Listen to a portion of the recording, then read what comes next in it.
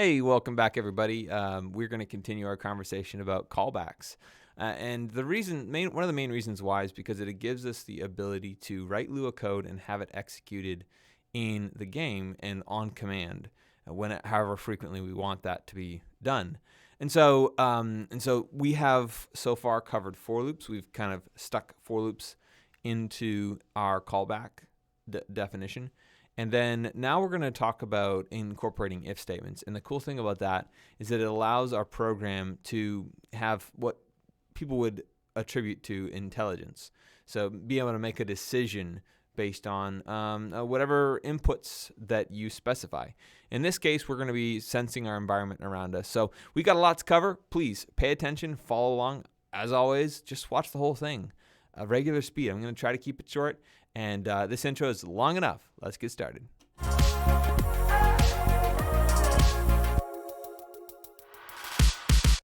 This is where we left off. Here's our callback. Where's my mouse? And so we're just using this. And I'm going to go ahead and delete that because I just don't want to see it anymore in the chat whenever I run this. So, and then we've got our nested for loops, which create the plane. This is how you do this. If you didn't know, you would nest them, and then inside of the nested is when you'd be placing the node, and I and j would change depending on where you are in the for loop nest, and then therefore placing on blocks in the shape of a plane. But what if we wanted to decide whether to place a plane or not based on maybe the altitude? And this comes into play, like, for instance, if you were developing a mod for placing buildings and you may need to place a pad first, you don't want them to be able to spam build up in the sky and just bam, build an entire building up in the air, which looks very ugly. So you want to be able to sense if you're close to the ground. And so, well, can we do that? And yes, indeed we can. But before we get into applying the if statement, we need to set a few things up. So, precursor, just to kind of set your framework, frame of reference or mind. So we've got a lot of code here. These for loops can get rather messy, and we want to, in our definition of our node, we want it to be fairly simple and straightforward, something that somebody could look at and understand very quickly. The bulk of the code you want to be outside of the node in the form of functions. And so that's what we're going to do today for part of it, for the addition that we're going to make. Because effectively we're going to be doubling the amount of code inside. And so let's just outsource that, move it out of the node definition so that we don't clutter up the node. In order to do that, we need to first create a global variable for our mod. And you don't have to understand what that is exactly, but you're going to be writing this. My mod equals, and then curly, which is shift. Curly braces. So that basically initializes a global variable for our node. To that variable, which is a table, we can assign whatever we want. And in this case, we are going to define a function. Okay, so I'm going to start the function here, and we write my mod dot, and that's how we can add things to this table. And we're going to say check for it's checking the ground. You could give it whatever name you want. I'm just going with something simple. Function, and don't miss this. You take advantage of that autocomplete. It'll help you, save you a lot of trouble. And then we are going to pass in something. We're going to pass in the position because we need to know that in order to check maybe down further below. Okay, so this is our function. It's just the framework so far. But where are we actually going to utilize it? Well, this is where the if statement comes in. Before we run this code to cycle through all the blocks and add the messe, we are wanting to, we need a check. And so just a quick note, if you are using, and probably at this point you're not, placing itself, because it does end up glitching out the game when you get into more than just one placement. So, but if you are, I would turn that off. I would change the node that you're setting, because this could cause a lot of trouble. However, you know what? This might actually, no, I don't know. It might actually work, but do so at your own risk. If you don't want to know what I'm talking to, just ask me, and I'll tell you to talk to the students that are doing this. It is fun. Okay, so what we're going to do is we're going to write if and take advantage of that autocomplete, which doesn't quite work. Let me see. No. Okay, so what we then have to do is go down here and copy. Make sure you get you copy the correct text, because if you grabbed this end, that would cause trouble. So you know what? I'm sorry. We're going to select the for loops, the nested for loops, and we're going to press Control X, much more clean, and then paste them in here. And then what we're going to do is we're just going to simply write check. And this might not make much sense to you at the moment. We're just going to write check and then pass in the position.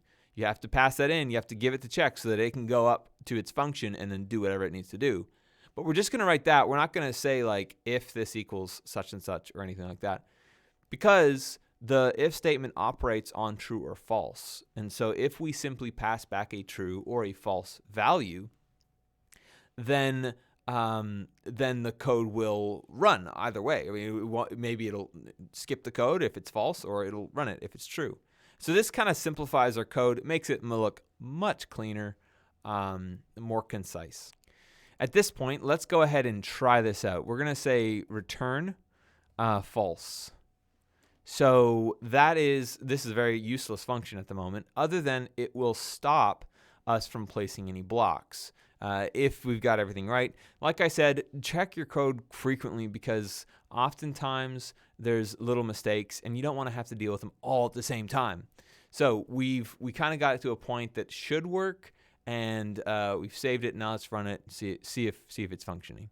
And sure enough, I had a problem. When I called check, you don't just say check, because that is different than a subcategory of my mod, the global my mod. So what we have to write is my mod. Every single time we want to use check, we have to write my mod dot check.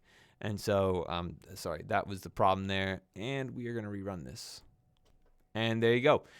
It's returning false. Nothing is being placed. It's completely bypassing all of the for loops. Okay, so now you might be thinking, well, there's a lot left to do. But actually, we're going to be copying most of it. So if you think about it, what I want to do, and this can be done in many, many ways, but all that I really care to do is go down from the place that I'm going to be placing, go down a certain depth and then check to see if there's any air. If there is air, then just don't place it at all. And I know that's overly simplified, because maybe there's a cave underneath. But for our purposes, that should be fine. So what we're going to do is we're going to come down here, and we're actually going to copy this nested for loop, because as you know, it creates a plane. And I'm placing it before the return false, which we'll need to change that to return true, but we won't do that just yet. So here we have a for loop, which is fine. It has, here we have position, which will then be fed into this one, so we won't have any problems there. But of course, in this case, we don't want to actually set the node. What we want to do is we want to get the node. And that's how you would do that. Now, we would, in this case, we would need this last part. And all you have to do is pass it a coordinate. Now, this coordinate, once you get, or what you get is a bunch of information returned. So we need to set this equal to, let's just say node equals minetest.get node position 2. And now we have a variable which has caught all the information. One other thing we need to change. Instead of it being up above our node, we're going to say -10, just some random number. That is, so right from where we placed our node, it goes down -10, and then it checks that position 2 to see if see what it is. And so from here, what we can do is we can write another if statement, and we can say if node.name equals air, and you're going to need to use your quotation marks. If node.name equals air, then return false.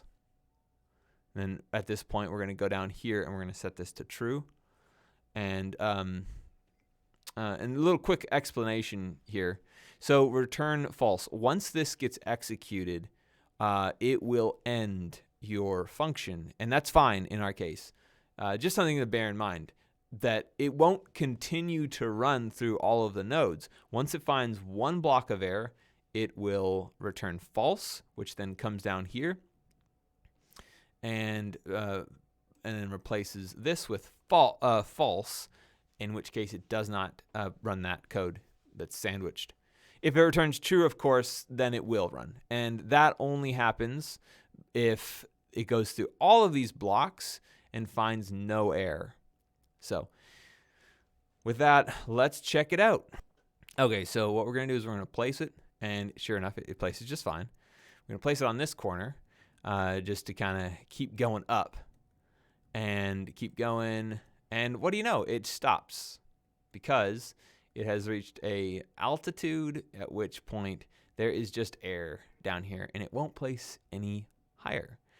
So yeah, that's one application of an if statement. There are millions of other applications, and I would love to know your clever ideas.